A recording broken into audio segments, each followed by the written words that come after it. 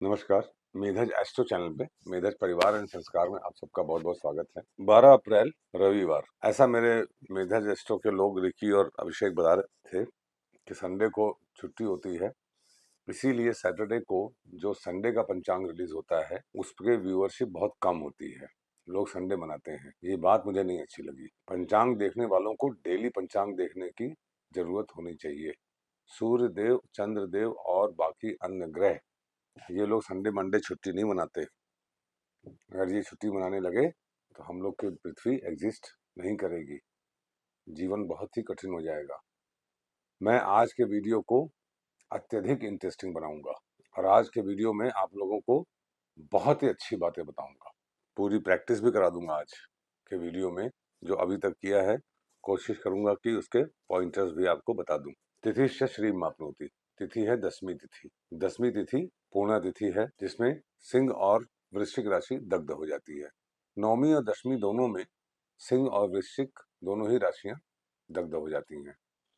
वर्तमान में सिंह में मघा नक्षत्र में केतु वक्री हैं, तो केतु महाराज की वजह से ये तिथि अत्यधिक पावरफुल हो जाती है। हम लोगों को श्री प्रदान करने में अत्यधिक मदद करती है, श्री प्रदान करने में, सक्सेस प्रदान करने में। आज की तिथि पूर्णा तिथि है, तो गुरुदेव के अनुसार फल देती है। गुरुदेव वर्तमान में मिथुन राशि में है। कर्काभिलाषी मतलब उच्च के उच्चाभिलाषी हो गए हैं, उच्च के अपनी राशि की ओर बढ़ रहे हैं, तो अत्यधिक जोश में है और स्पीड उनकी बहुत ज्यादा है। मई में चले जाएंगे गुरुदेव कर्क में, सितंबर अक्टूबर के आसपास चले जाएंगे सिंह में, फिर उसके बाद वक्री होंगे नवंबर में शायद, फिर वक्री होकर वापस कर्क में आएंगे, फिर सिंह में जाएंगे। तो बड़ा फास्ट मूवमेंट हो रहा है। तो हम लोगों को ये समझना चाहिएगा कि जीवन में जैसे पूरा साल 365 दिन में कटता था, अब आप समझिएगा कि अब पूरा साल हम लोग का 150 दिन में कटेगा। इतनी जल्दी जल्दी समय बीत रहा है।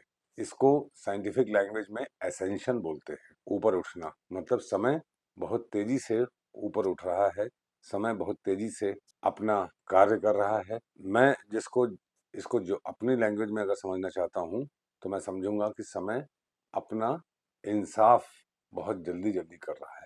तो दसवीं तिथि के स्वामी पूर्णा तिथि है, ये शुक्र के अनुसार फल देती है। और शुक्र वर्तमान में अभी भरणी नक्षत्र में मेष राशि में है। भरणी जेल की राशि है, कंपल्शन की राशि है। रिश्तों में आपको अत्यधिक कंपल्शन महसूस हो रहा होगा। भावनात्मक रूप से, चूंकि जल तत्व की राशि है, आप अपने आप को बहुत बंधा हुआ महसूस कर रहे होंगे। गुरु और शुक्र, गुरु से शुक्र एकादश है, तो इसका मतलब जो हमारी लाइफ के एक्सपीरियंसेस में शुक्रदेव का जो लाभ है वो विजिबल नहीं होगा। इस समय रिश्तों में पड़ना, सेक्सुअलिटी में पड़ना, मी टाइम के चक्कर में पड़ना, सोलेज ढूंढना नहीं मिलेगा। सिर्फ कर्म करिए, ये कर्म करने का समय है। दसवीं तिथि के स्वामी वैसे भी काल होते हैं, यमराज। और यमराज से आप एक ही बात समझिए, Yamraj doesn't take leave. Yamraj का कोई होली दिवाली छुट्टी नहीं होती संडे मंडे। यमराज को जब भी कोई मरेगा, उनको he has to transport the soul. Yamraj is very disciplined and always at work. ये संडे को दसवीं तिथि का होना आपको अत्यधिक कार्य क्षेत्र में बने रहने का सूचक है। 12 तारीख की ही रात मिडनाइट करीब 1 बजे के आसपास एकादशी तिथि लग जाएगी, वार रहेगा संडे। संडे को एकादशी तिथि अमृत प्रदान करती है। तो ये जो रात होगी, इस रात में भी आप जल्दी उठ के ओम नमः शिवाय या ओम का ही पाठ करिए। ओम ओम ओम ओम ओम। ये बहुत इंपॉर्टेंट बात बता रहा हूँ मैं आपको। वरात आयुष्यवर्धनम, वार है रविवार।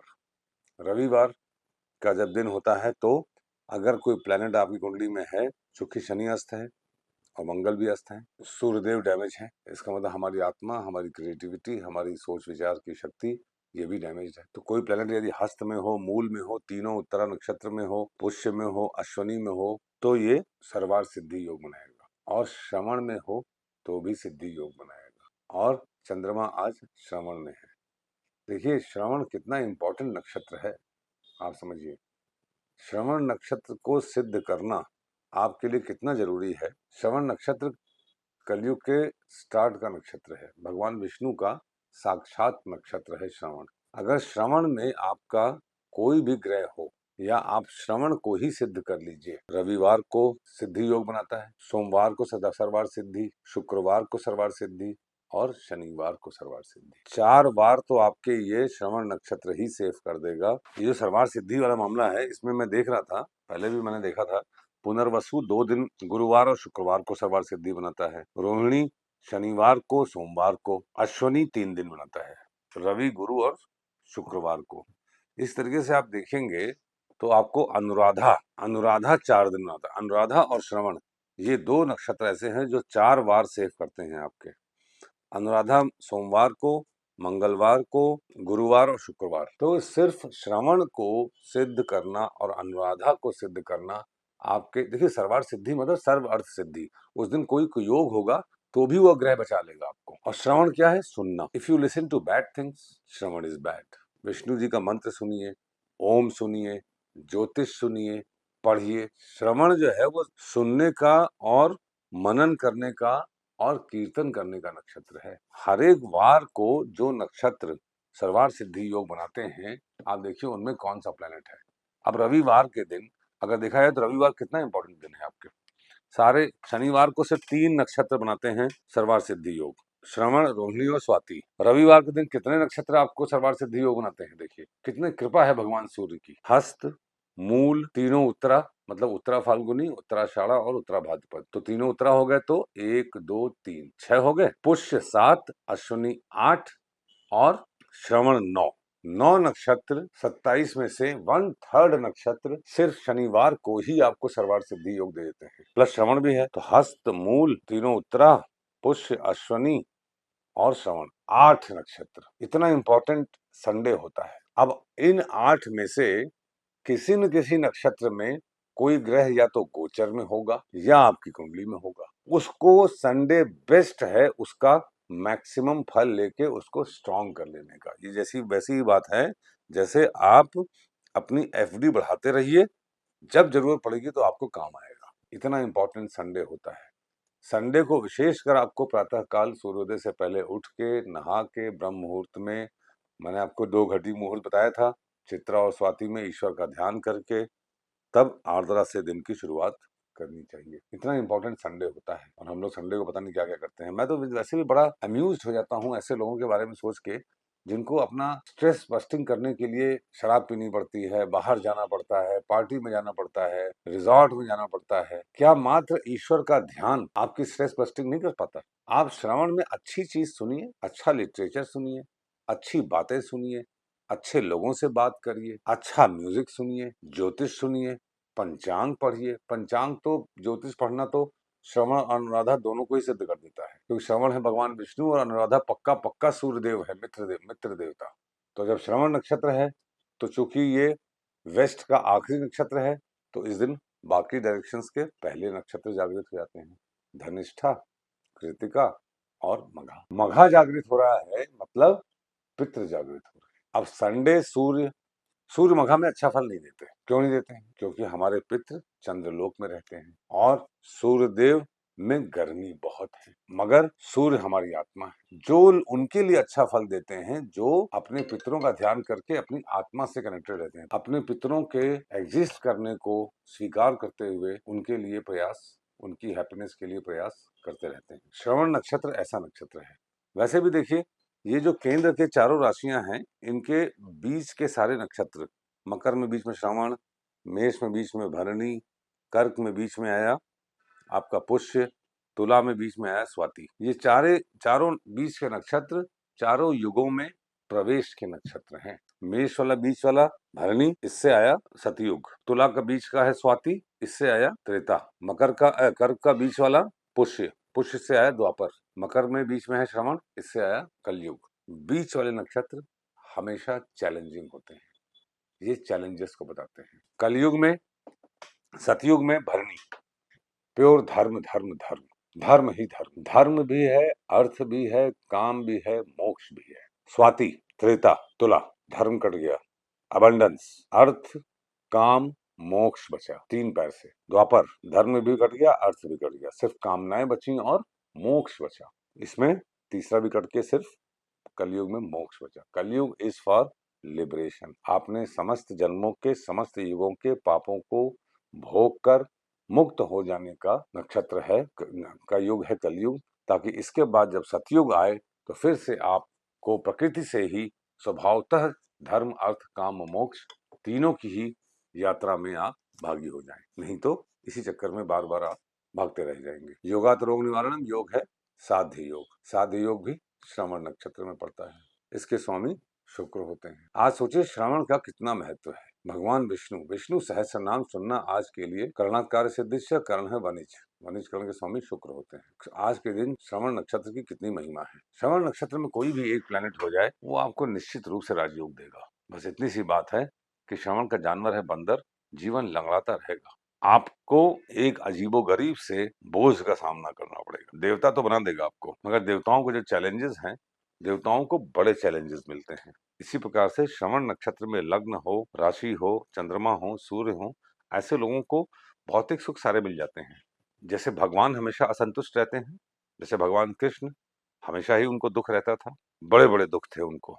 जिस माँ ने पैदा किया उसने पाला नहीं, जहाँ के वो राजा थे वहां कभी रह नहीं पाए, जिनसे उनको प्रेम था उससे विवाह नहीं हुआ, बड़े बड़े दुख हुए।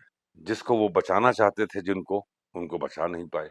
तो अभिमन्यु की पत्नी उत्तरा के गर्भ में जो 5 बच्चे थे उनकी मृत्यु हुई, उसको बचा नहीं पाए। फाइनली उनको गुरु पुत्र अश्वत्थामा को ही श्राप देना पड़ा। आज के दिन बड़े काम करने का है, ईश्वर देवतुल्य कार्य करने का है, और संडे का दिन है तो इतना पावरफुल दिन है। ये तो हो गया पंचांग की बात। अब आइए देखिए बाधक है कि नहीं है। चंद्रमा मकर में है। घात तो आप जोड़ ही रहे होंगे ना, उम्मीद करता हूँ डेली लिखा करिए, हाथ वेद लत्ता, ये कोई ना कोई व्यूअर जरूर लिखा करे। नहीं लिखेंगे आपका इंटरेस्ट मैं देखूंगा कम हो रहा है, मैं भी शॉर्टकट मारना शुरू कर दूंगा। अगर मैं आपको ऐसे ही पढ़ाता रहूं और ज्ञान की बातें बताता रहूं तो आपको मेरे साथ इन्वॉल्व होना पड़ेगा। आज चंद्रमा मकर में है, चर राशि है। चर राशि में बाधक भाव एकादश भाव होता है। एकादश में वृश्चिक राशि है, उसके स्वामी मंगल। क्या ये मकर से संबंध बना रहे हैं? मंगल वर्तमान में मीन में है, संबंध नहीं बन रहा है। मकर के स्वामी शनि से संबंध बन रहा है। लग्न इज नेटल इंटेलिजेंस, जन्मस्थ आपका ज्ञान है, डायरेक्शन है। लग्नेश आपका फंक्शनल इंटेलिजेंस है, जो आप over a period of time resource है आपका। तो आज के रिसोर्स में मंगल की बाधा है। मंगल मतलब करेज, क्रोध, वॉर। अत्यधिक क्रोध या अति उत्साह आज के जीवन में, आज के दिन बाधा बन सकता है। One of the most important days for utilizing to gain good karma. मैंने आपको बताया था वेद, नक्षत्रों का वेद तो आप समझ ही गए हैं, जो मैंने लिस्ट दी थी आपको कि एक नक्षत्र का दूसरे नक्षत्र से वेद लगता है। अश्विनी का वेद ज्येष्ठा, भरणी का अनुराधा, कृतिका का विशाखा, रोहिणी का स्वाति, मृगशिरा का धनिष्ठा। इस तरीके से मैंने बताया था आपको। मघा का रेवती, पूर्वा फाल्गुनी, उत्तरा फाल्गुनी, उत्तरा भाद्रपद, उत्तरा फाल्गुनी, पूर्वा भाद्रपद इत्यादि ऐसे वेद देखे थे। एक नक्षत्र में बैठा प्लैनेट दूसरे नक्षत्र में बैठे प्लैनेट को अपोज कर रहा है। ये तो हो गया वेद आपका। अब ग्रहों का वेद बताया मैंने आपको, इसको भी आप डेली बेसिस पे जरूर देखा करिए। डेली बेसिस पे देखिएगा, आपको इतना मजा आएगा कि उसके बाद आप धीरे धीरे इसका रहस्य ही समझ जाएंगे। चंद्रमा कहाँ कहाँ शुभ फल देते हैं? 1, 3, 6, 7, 10, 11 भाव में। तो अगर मान लीजिए मेष लग्न है आपका, तो आज चंद्रमा 10वें भाव में है, तो चंद्रमा 10वें भाव में शुभ फल देते हैं। तो चौथे भाव में कोई प्लेनेट अगर है, जैसे कर्क में अगर कोई प्लेनेट है, तो मेष लग्न वालों के लिए ये चंद्रमा आज अच्छे नहीं फल देगा। ये बात समझ के चलिएगा। इसका मतलब जब मेष में कर्क में गुरु आएंगे, तो जब जब मकर पे कोई गोचर होगा वो उसका अच्छा, चंद्रमा का गोचर होगा तो फल अच्छा नहीं होगा। अब चंद्रमा खराब फल कहाँ कहाँ देते हैं? चंद्रमा खराब फल देते हैं 1, 4, 5, 8, 9, 12। अगर मान लीजिए मकर लग्न है आपका, तो इसके लिए सेकेंड हाउस, तो सेकेंड हाउस में अगर कोई प्लेनेट है, कोई भी प्लेनेट होगा, ये चंद्रमा के लिए विपरीत वेद लग जाएगा मकर लग्न वालों के लिए। मतलब उनके लिए चंद्रमा मकर पे अच्छा फल देंगे। शुभ वेद लगेगा शुभ भावों का, तो वो शुभ फल में कमी करेगा। अशुभ भाव में वेद लगेगा तो अशुभ फल में कमी करेगा। वेद बाधक, और मैं आरूढ़ जो समझाने वाला हूं आपको, इसके बाद आपको कोई भी दिन समझने में, कोई भी गोचर समझने में, और मूर्ति निर्णय, और रवि योग देखिए है कि नहीं है। चंद्रमा से, सूर्य नक्षत्र से चंद्रमा का नक्षत्र 4, 6, 9, 10, 13, 20 में होता है तो रवि योग होता है, तो 20 तो पार कर ही गए, चंद्रमा आप सूर्य के पास पहुंच ही रहे हैं, तो रवि योग का कोई सीन नहीं है अभी। इस तरीके से आप रवि योग भी देख लिया करिए।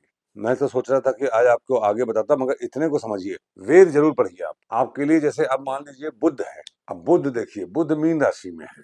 मीन राशि किन किन लोगों के लिए कैसी कैसी है। बुध का सेकंड हाउस 2, 4, 6, 8, 10, 11, मतलब मान लीजिए अगर कुंभ लग्न है तो सेकंड हाउस में बुध हुए, ये अच्छा फल दे रहे हैं। मगर कुंभ लग्न के लिए 5वें भाव में कोई ग्रह है, 1, 2, 3, 4, 5, मिथुन में कोई ग्रह है, तो ये बुध का खराब रिजल्ट मिलेगा आपको। वेद जरूर देखिए, बाधक जरूर देखिए। घर से बाहर निकलने से पहले, आज रविवार का दिन है, तो वार दोष दूर करने के लिए पान खा के निकलिए, आपका दिन शुभ। Thank you very much.